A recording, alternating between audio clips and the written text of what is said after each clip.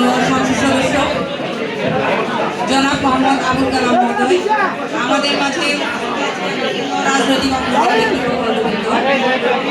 আমাদের মাঝে উপস্থিত আছেন অত্র স্কুলের প্রধান শিক্ষক সহ অন্যান্য স্কুলের শিক্ষকবৃন্দ, উপস্থিত আছেন মাধ্যমিক শিক্ষা অফিসার মহোদয়, উপস্থিত সকল শিক্ষার্থীবৃন্দ যারা বিজ্ঞান মেলায় অংশগ্রহণ করেছেন, এছাড়াও যারা দর্শক হিসেবে উপস্থিত আছেন, সবাইকে আমি প্রথমে সালাম জানাচ্ছি। আসসালামু আলাইকুম। আপনারা জানেন বিজ্ঞান ও প্রযুক্তি নির্ভর দেশ গঠন করতে হবে। আমরা এখন দেখছি বিশ্বে যে যুদ্ধ চলছে, সেই যুদ্ধে কোন দেশ জিতবে কোন দেশ হারবে সেটা আসলে বিজ্ঞান এবং প্রযুক্তির উপর নির্ভর করছে। ইরান যেই প্রযুক্তি নিয়ে তাদের দেশকে গঠন করেছে, যার কারণে ইরানের কাছেও এখন বিশ্ব নেতাদের হার মানতে হচ্ছে। এটা সম্পূর্ণটা হচ্ছে প্রযুক্তিগত কারণে। তো আমাদের আজকে এমপি মহোদয় সহ আমরা যারা এখানে আছি, আমাদের বাচ্চারা যে প্রযুক্তিগুলো দেখিয়েছে এগুলো আমরা প্রতি বছরই দেখি বিভিন্নভাবে, কিন্তু এগুলোর কোনো ইমপ্লিমেন্টেশন হয় না, বাস্তবায়ন হয় না। এগুলো যদি বাস্তবায়ন হতো, কারণ এখন জ্বালানি তেল বৃদ্ধি পাচ্ছে, হরমোজ প্রণালী যখন বন্ধ হয়ে যাচ্ছে জ্বালানি তেল বৃদ্ধি পাচ্ছে। এখানে প্রায় দেখলাম অনেকে জ্বালানি তেল ছাড়া কিভাবে বিদ্যুৎ উৎপাদন করা যায় বিভিন্ন টেকনিক তারা আমাদেরকে দেখিয়েছে। তো এগুলো যারা বিদ্যুৎ সম্পর্কিত যারা আছেন, এইসব প্রকল্প বা প্রজেক্ট যারা নিতে পারে তাদেরকে আমরা অনুরোধ করব, এইসব প্রকল্পের থেকে যদি তারা নিয়ে আইডিয়া নিয়ে এটা নিয়ে কাজ করে, তাহলে আমার কাছে মনে হয় জ্বালানির উপর আমাদের জ্বালানি তেলের উপর আমাদের নির্ভরশীল হতে হবে না।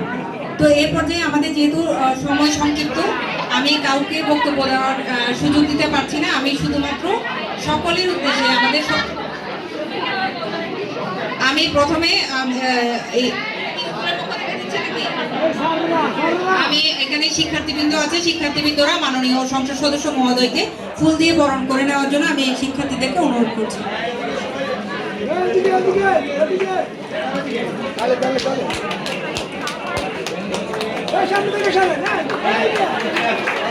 এই পর্যায়ে আমাদের মাঝে দিক নির্দেশনামূলক বক্তব্য রাখার জন্য আমি মাননীয় সংসদ সদস্য জনাব মোহাম্মদ আবুল কালাম মহোদয়কে।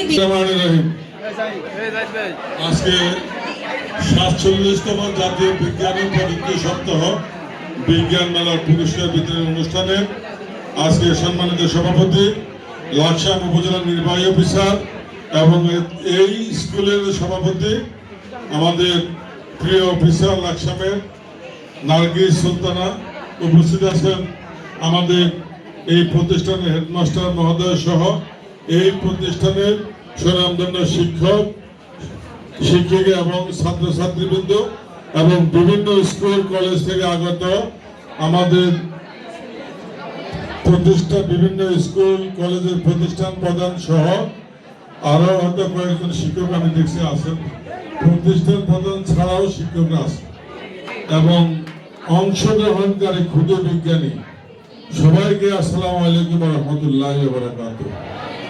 আজকে এই বিজ্ঞান ও প্রযুক্তি মেলা পরিদর্শন করে আমরা যেটা জানলাম, দেখলাম এবং শিখলাম তোমাদের কাছ থেকে, সেটা হলো তোমরা বিশ্বে কখন কি প্রয়োজন আমাদের চেয়ে বেশি এক ধাপ আগাই আছে।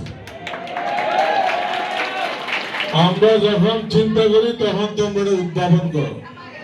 আমরা আসলেই তোমাদের কাছে বাংলাদেশ পরিবর্তন হবে, এটা আমরা আশাবাদী এবং এই পরিবর্তনের হাত ধরে আমরা তোমাদেরকে আগামী দিনে সর্বাত্মক সহযোগিতা করতে চাই ইনশাআল্লাহ।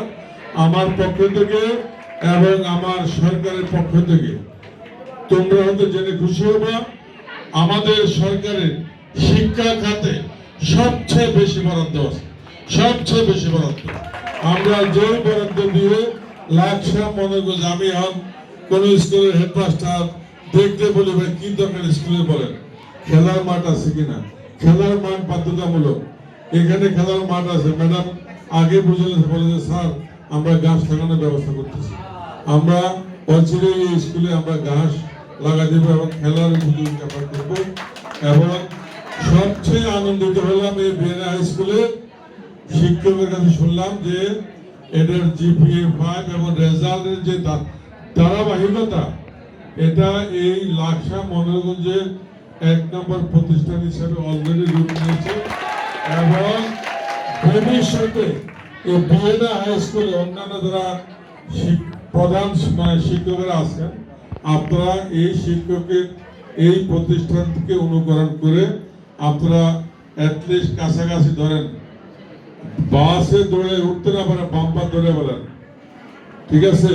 বিএডা হাই স্কুলকে প্রিন্সিপাল মানেন, আপনি দৌড়াইয়া যদি বাম্পার ধরে এই গাড়ির ভিতরে ঢুকতে পারেন, একদিন আপনার প্রতিষ্ঠানও এলাকাতে সুনাম ছড়াবে। আমি আমার বক্তব্য দীর্ঘায়িত করতে চাই না। ম্যাডাম বলছে যে ক্ষুদে বিজ্ঞানীদের জন্য যে বিচারক মন্ডলী আছেন তারা বিচার করবেন। আসলে বিচার যে কিভাবে করবে আমি নিজেও বুঝতে পারতেছি না। সবাই ফার্স্ট আমার দৃষ্টিতে, সবাই প্রথম হয়েছে। কারণটা হলো এই কারণে, কারণ তারা বর্তমান যুগে এই মুহূর্তে এই দেশের কি প্রয়োজন এটাকে সবচেয়ে বেশি প্রাধান্য দিচ্ছে।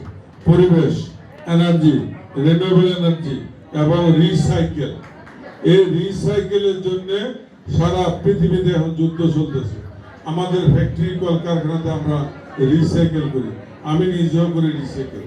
ফ্যাক্টরি রিসাইকেল ড্রেস বানাই, রিসাইকেল ইয়ার্ন তৈরি করি, তুলার থেকে আমি সুতা বানাই, সুতার থেকে কাপড় বানাই, সব রিসাইকেল, 100% রিসাইকেল। এই জন্য সবাইকে আমি ধন্যবাদ জানাচ্ছি। এবং স্টল করে 24টা, টোটাল 24টা সবার জন্য ওই ম্যাডামে পুরস্কার দিবে। আর আমার পক্ষ থেকে নগদ 2000 টাকা করে, এই 50,000 টাকা দিয়ে দিলাম ম্যাডামে। আর ম্যাডাম ভাগ করে দিবে, ঠিক আছে? আমার কাছে ভাই বাকি কোনো ব্যাপার নাই, ঠিক আছে? স্কুলে বিল্ডিং দেবো, আজকে দিয়ে দেবো। কৃষি খাল কাটা শুরু করে দিচ্ছি। আমাদের সরকারের নিয়মই হলো এটা, আমরা যাহা মুখে বলি তারা অন্তরে কাজ করে ধারণ করি। সবাই ভালো থাকবেন, সবাইকে ধন্যবাদ। বাংলাদেশ জিন্দাবাদ, তারেক রহমান জিন্দাবাদ। ভাই আমার